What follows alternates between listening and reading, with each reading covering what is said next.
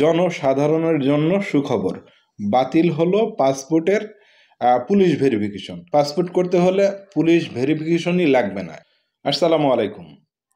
আমরা বিভিন্ন কাজে কিন্তু পাসপোর্ট তৈরি করে থাকি। প্রবাসে যাব, বাইরের দেশে ট্যুরে যাব ফ্যামিলি নিয়ে, তাদের জন্য কিন্তু পাসপোর্টের প্রয়োজন আছে।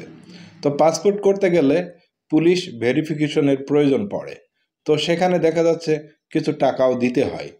আমি যতদূর জানি, কারণ আমি নিজেও পাসপোর্ট করেছি, আমি জানি। তো এখন থেকে সেই পুলিশ ভেরিফিকেশন করতে কিন্তু আর লাগবে না। এরকমই আমরা একটা নিউজ সামনে এসেছে, দেখতে পাচ্ছি। জনসাধারণের জন্য সুখবর, বাতিল হলো পাসপোর্টের পুলিশ ভেরিফিকেশন। চলেন আমরা প্রতিবেদনটা দেখে নিই। তো এটি একটি গুরুত্বপূর্ণ নিউজ। সো এই ভিডিওটি বেশি বেশি শেয়ার করবেন। আজকের ভিডিওর ক্রেডিট হচ্ছে এটিএন নিউজ। বাংলাদেশের নাগরিক হয়েও এতদিন পাসপোর্ট নিতে প্রয়োজন হয়েছে পুলিশ ভেরিফিকেশনের। এ নিয়ে নানা ধরনের ভোগান্তিতেও পড়তে হয়েছে দেশের মানুষকে। আর তাই জনপ্রশাসন সংস্কার কমিশনও সুপারিশ করেছে এই পদ্ধতি বাতিলের।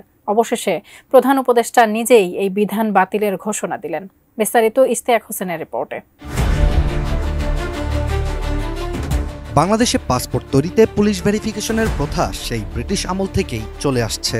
মূলত 1920 সালে চাকরি, পাসপোর্ট, লাইসেন্স সহ গুরুত্বপূর্ণ অনেক ক্ষেত্রেই আবেদনকারীর তথ্য যাচাইয়ের জন্য পুলিশ ভেরিফিকেশনের প্রথা শুরু হয়। এরপর ভারতবর্ষ বিভাজন ও ৭১-এর স্বাধীনতা যুদ্ধের পরও ব্রিটিশ আমলের সেই প্রথা বাংলাদেশে চলতেই থাকে। কিন্তু বর্তমানে ব্রিটিশ আমলের ওই প্রক্রিয়া বৈষম্য সৃষ্টি এবং হয়রানির হাতিয়ার হিসেবে ব্যবহৃত হচ্ছে বলেই মনে করেন বিশেষজ্ঞরা। ফলে ২০২৪ সালের ১৮ ডিসেম্বর বাংলাদেশ সচিবালয়ে পাসপোর্ট করার ক্ষেত্রে পুলিশ ভেরিফিকেশন না রাখার সুপারিশ করেন জনপ্রশাসন সংস্কার কমিশনের প্রধান আব্দুল মুঈদ চৌধুরী। এছাড়া পরবর্তীতে স্বরাষ্ট্র মন্ত্রণালয়ের পক্ষ থেকেও একই সুপারিশ আসে, যেখানে বলা হয় পুলিশ ভেরিফিকেশন বাদ দিয়ে শুধু জাতীয় পরিচয়পত্র দেখেই পাসপোর্ট প্রদান করার কথা।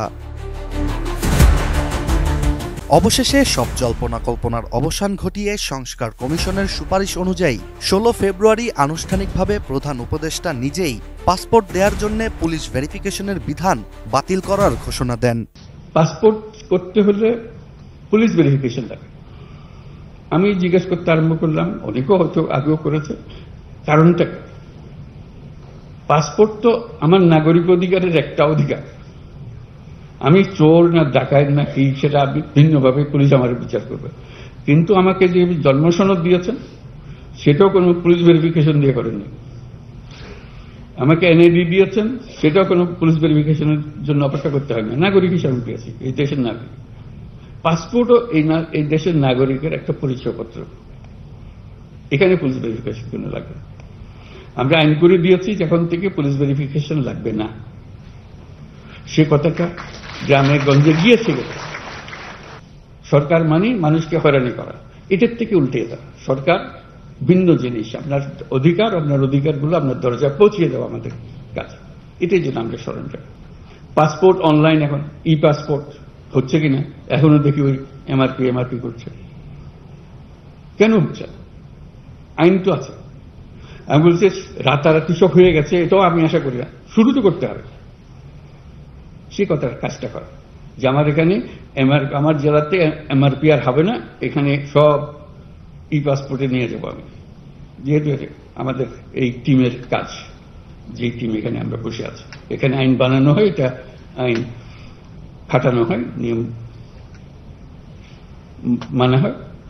এগুলোতে আমরা কিভাবে যাব, একটার থেকে একটা আমরা উত্তরণ কিভাবে করব।